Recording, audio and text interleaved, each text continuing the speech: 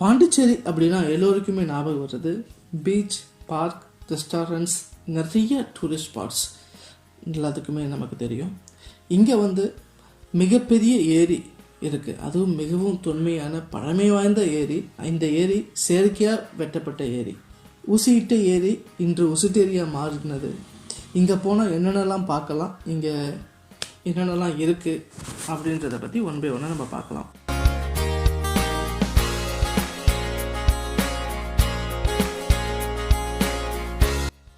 உசுட்டேரி இது பாண்டிச்சேரி, தமிழ்நாடு ரெண்டுத்துலையுமே இந்த ஏரி போகுது. இந்த ஏரி பார்த்தோம் அப்படின்னா மொத்த பரப்பளவு 800 ஹெக்டேர். இதில் 390 ஹெக்டேர் பாண்டிச்சேரிலையும் மீதி உள்ளது தமிழ்நாட்டிலையும் இருக்குது. இந்த ஏரி பாண்டிச்சேரியிலேயே மிகப்பெரிய ஏரியா இது அமைஞ்சிருக்கு. இந்த ஏரி பார்த்தோம் அப்படின்னா உசுடு என்ற கிராமத்து வழியாக இந்த ஏரி போகிறதுனால இந்த ஏரிக்கு உசுட்டேரி என்று பாண்டிச்சேரியில் இதை சொல்கிறாங்க.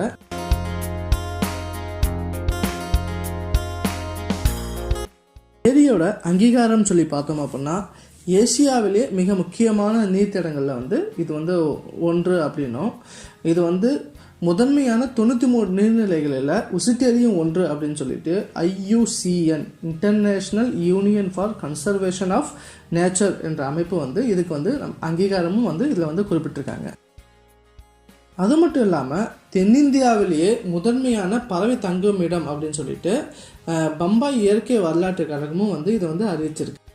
இந்த உசுட்டேரி பார்த்தோம் அப்படின்னா எப்படி உருவாச்சு, அதோட வரலாறு பார்த்தோம் அப்படின்னா இந்த முத்திரைப்பாளையத்தில் நீர் ஆதாரம் இருக்குது அப்படின்னு சொல்லிட்டு ஆயி என்ற ஒரு பெண்மணி இதுக்கான அதோட வழித்தடங்களில் காமிக்கிறதுக்கு இவங்க பெருஉதவியாக இருந்திருக்காங்க.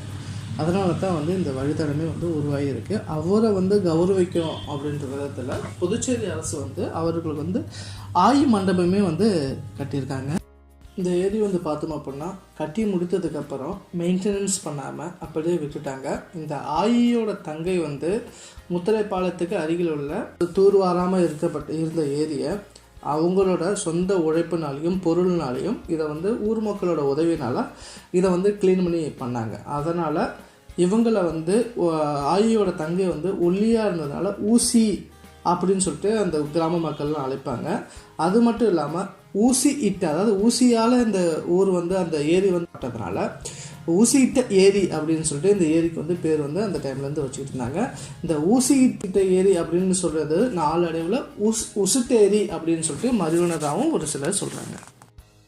எக்ஸாக்டாக இது எங்கே இருக்குதுன்னு பார்த்தோம் அப்படின்னா பாண்டிச்சேரியிலேருந்து ஒரு 12 கிலோமீட்டர் வெஸ்ட்டில் உசுட்டேரி போட் ஹவுஸ் அப்படின்னு நம்ம லொக்கேட் பண்ணோம் அப்படின்னா அந்த இடத்த ரீச் பண்ணலாம். இது போட் ஹவுஸ் ஆனால் ஆமாம், கண்டிப்பாக இது போட்டிங் ஃபெசிலிட்டிலாம் இருக்குது. நம்ம பே பண்ணி போகக்கூடிய ஒரு வசதி தான். நாங்கள் போன டைமில் இங்கே மெயின்டெனன்ஸ் ஒர்க் போனதுனால இது போட்டிங் போக முடியல. இதை பெடல் போட்டு, என்ஜின் போட்டு ரெண்டுமே இருக்குது. ஒரு போட்டிங் எக்ஸ்பீரியன்ஸ் தேவை இருக்கிறவங்க அங்கே போய் எக்ஸ்பீரியன்ஸ் பண்ணலாம். அது மட்டும் இல்லாமல் கடந்த 2008 இதை பறவைகள் சரணாலயமும் புதுச்சேரி அரசு இதை அறிவிச்சிருக்காங்க. 2015 தமிழ்நாடு அரசும் பறவைகள் சரணாலயமாக இது அவங்க தமிழ்நாட்டில் உள்ள ஏரியாவை அறிவிச்சிருக்காங்க. இங்கே பார்த்தோம் அப்படின்னா உள்நாட்டு பறவைகள், வெளிநாட்டு பறவைகள்லாம் இங்கே நம்ம பார்க்கக்கூடிய ஒரு இதுவும் இருக்குது. இதுக்கான சீசன் பார்த்தோம் அப்படின்னா அக்டோபர்லேருந்து மார்ச் மாதத்தில் நம்ம போனோம் அப்படின்னா ஒரு பீஸ்ஃபுல்லான ஒரு என்விரான்மெண்ட்டை நம்ம ரசித்து என்ஜாய் பண்ணிவிட்டு ஒரு போட்டிங் போயிட்டு நம்ம அழகாக வரலாம். இது ஒரு ஓகே போகிறதுக்கு ஒரு மெதியான ஒரு இடம். இங்கே பார்த்தீங்க அப்படின்னா சின்ன சின்ன கடைகள், அதாவது ஸ்நாக்ஸ் கடைகளாக இருக்கட்டும், சின்ன சின்ன டேபிள்ஸ், ஸ்டோன் பெஞ்சஸாக இருக்கட்டும், ஒரு நல்ல ஒரு சூழ்நிலையில் தான் இருக்குது. கண்டிப்பாக ஒரு வாட்டி போயிட்டு எல்லாம் போயிட்டு ஒரு வாட்டி உங்களோட எக்ஸ்பீரியன்ஸ் பண்ணுங்கள்.